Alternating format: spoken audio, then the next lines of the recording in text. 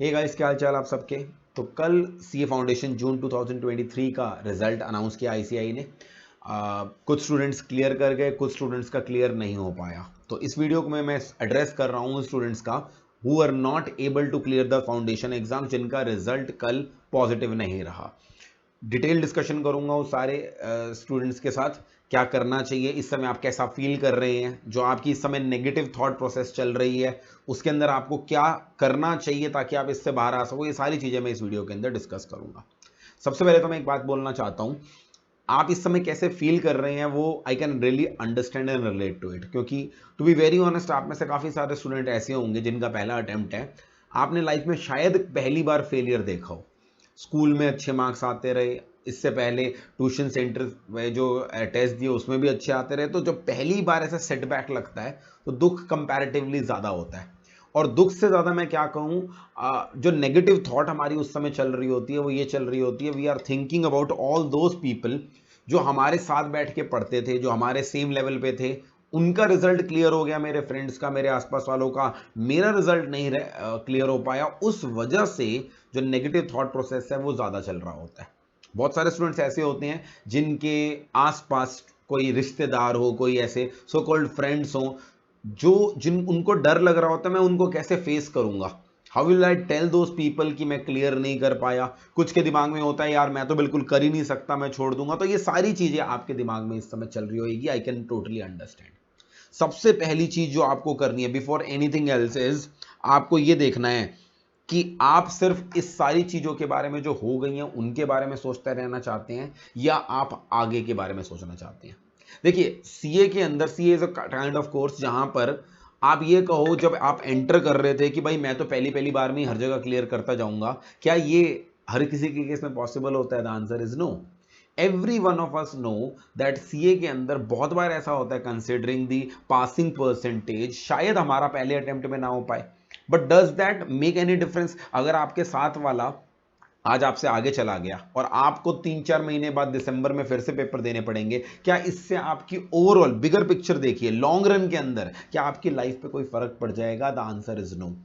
There are so many examples of chartered accountants जो पहली बार में क्लियर नहीं हुए, जिन्होंने दूसरी तीसरी अटेम्प्ट में क्लियर किया, बट आज वो बहुत ज्यादा सक्सेसफुल हैं, उनसे भी ज्यादा सक्सेसफुल हैं जिन्होंने पहले पहले अटेम्प्ट में क्लियर किया।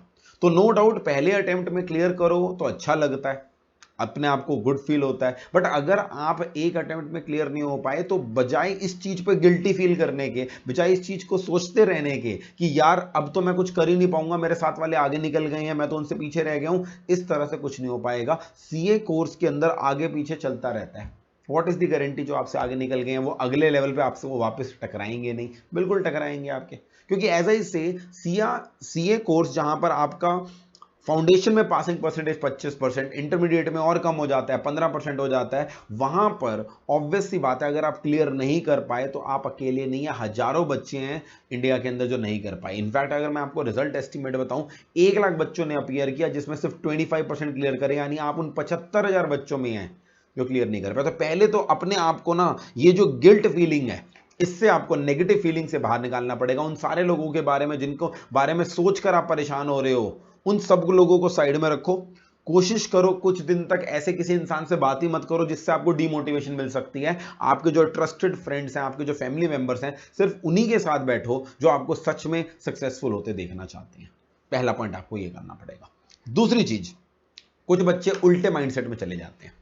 कुछ तो अपने आप को ज्यादा ब्लेम कर लेते हैं, पहले मैं उनकी बात कर रहा था। कुछ ऐसे हैं जो अपने मन की तसल्ली के लिए क्या करते हैं, अपने फेल होने का जो रीजन है किसी और चीज, किसी और सर्कमस्टेंस को बना देते हैं। वो कहते हैं यार मैं इसलिए फेल हो गया क्योंकि मेरे घर में वो फंक्शन था ना जिस चक्कर में मैं पढ़ नहीं पाया, वो आखिरी के दिनों में वो हो गया था ना इस वजह से मैं पढ़ नहीं पाया, उस पर्सन की वजह से नहीं पढ़ पाया, या मेरे टीचर ने मुझे अच्छा नहीं पढ़ाया, शायद मैं कहीं और से पढ़ूंगा तो वहां जाके पास हो जाऊंगा।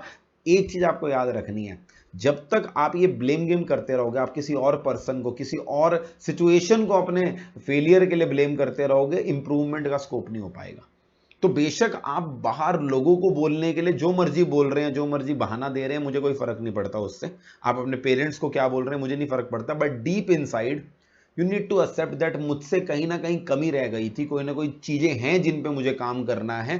कहीं ना कहीं मेरी गलती है जिसकी वजह से मैं फेल हुआ हूं, और तभी वो that is the first step कि आप इंप्रूवमेंट की तरफ बढ़ेंगे। तो एक चीज ये ध्यान रखना, ये जो अपने दिमाग में आप ब्लेम गेम करते रहते हैं ना, किसी और पर्सन को अपने फेलियर के लिए रिस्पॉन्सिबल ठहराते हैं, वो बिल्कुल मत करना। किसी सर्कमस्टांस, किसी रीजन की वजह से फेल नहीं हुआ, हम अपनी गलती की वजह से फेल हुए हैं और उस गलती को हम इंप्रूव करेंगे। जब ये दोनों चीजें हो जाएंगी देन आप आओगे अगले स्टेप पे, जिसका मतलब है एनालाइज। आप सीधा फिर से अगली बार के लिए पढ़ने बैठ जाएं, बिना एनालाइज किए कि आपके फेलियर का कारण क्या है, बिना ये जाने कि हमसे गलतियां क्या हुई हैं, तो अगली बार रिजल्ट कैसे डिफरेंट होगा। अगर अगली बार आप रिजल्ट को डिफरेंट चाहते हैं तो सबसे पहली चीज आपको जो एनालाइज करनी पड़ेगी वो ये देखनी पड़ेगी the what is the reason of my failure, कहां पर कमी रह गई है।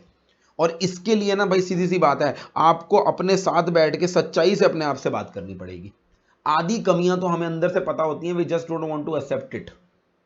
क्योंकि हम कोई भी नेचुरल इंसान की वो है कि वो कभी ये नहीं मानेगा कि मैंने लिमिटेड पढ़ा था, वो कभी ये नहीं मानेगा कि मेरी प्रैक्टिस कम थी, वो ये कहेगा नहीं मेरी तो तैयारी फुल थी। आपको डीप इनसाइड अपने आप से सच बोलना पड़ेगा।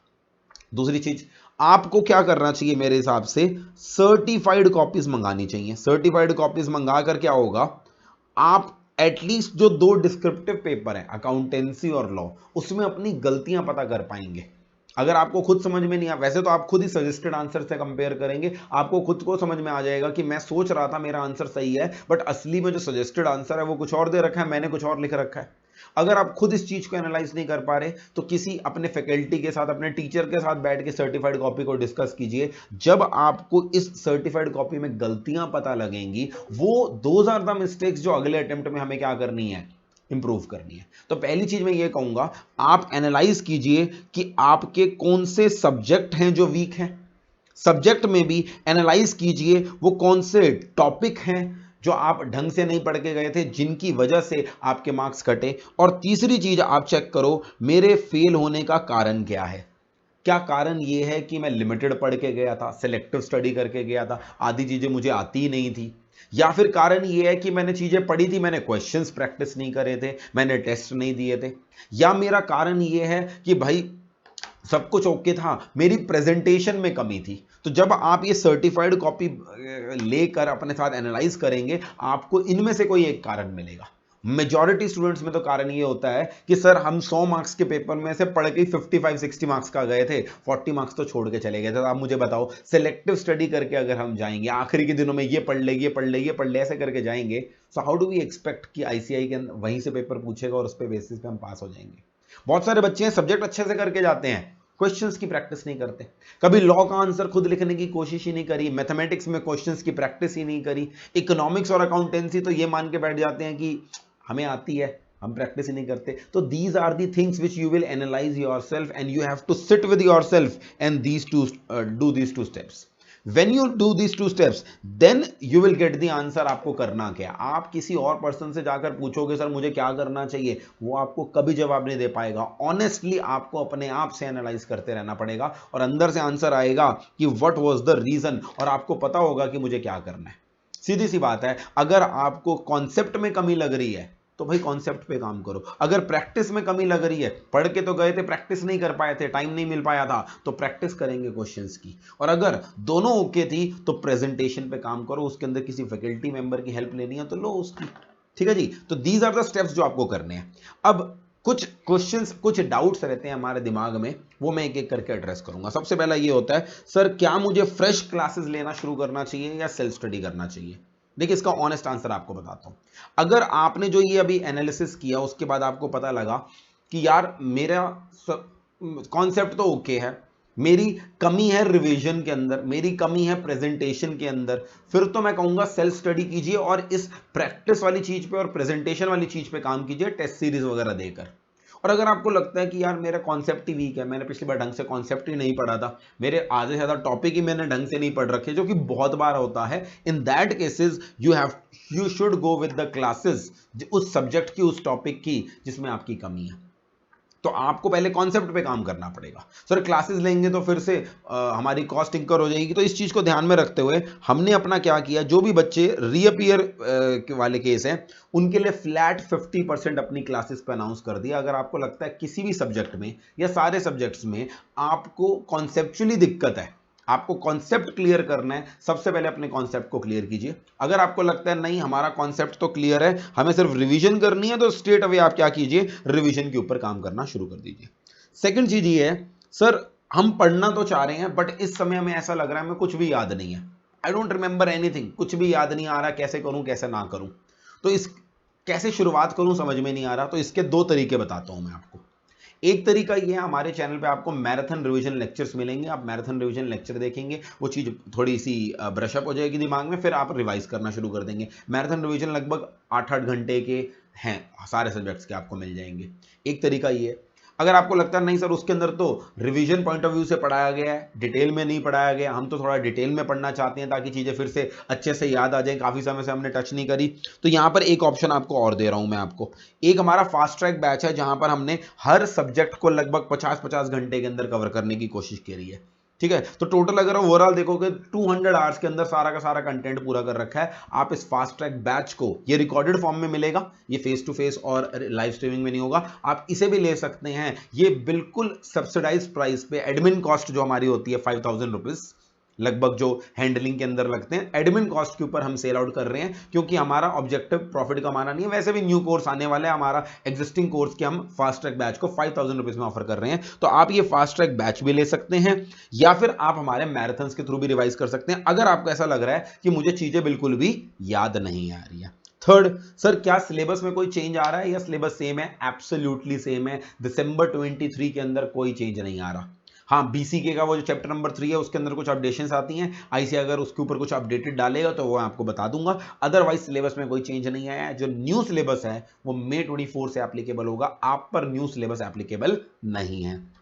फोर्थ चीज, एक चीज मेरे साथ अभी प्रण ले लो वीडियो के साथ साथ, वो प्रण ये लेना है आपको कि भाई सिलेक्टिव स्टडी इस बार मैं गलती से नहीं करूंगा। इस बार फिर से वो गलती नहीं करनी कि ये पढ़ लेता हूं, ये छोड़ देता हूं, ये पढ़ लेता हूं। भाई अगर आप पेपर में जा रहे हो, you have to make sure आपका 90 से 95% सिलेबस कवर करके जा रहे हो, तभी बात बन पाएगी।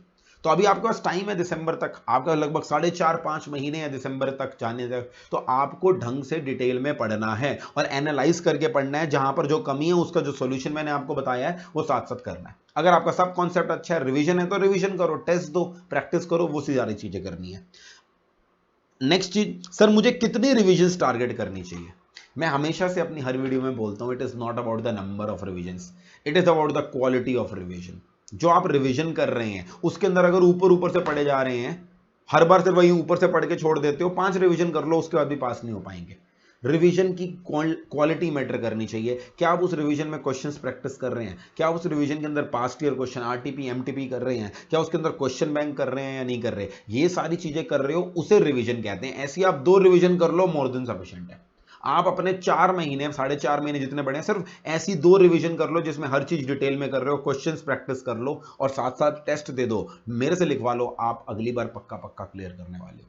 सो नंबर ऑफ रिवीजन पे मत जाना, क्वालिटी ऑफ रिवीजन पे काम करना, क्वेश्चंस वगैरह, प्रैक्टिस वगैरह सब इन पे काम करना। और लास्ट में, सर मॉक टेस्ट कैसे दे सकते हैं? तो हर बार हर अटेम्प्ट की तरफ स्टार्टिंग में हम अपने मॉक टेस्ट सीरीज निकालते हैं, इस बार भी डेफिनेटली निकालेंगे।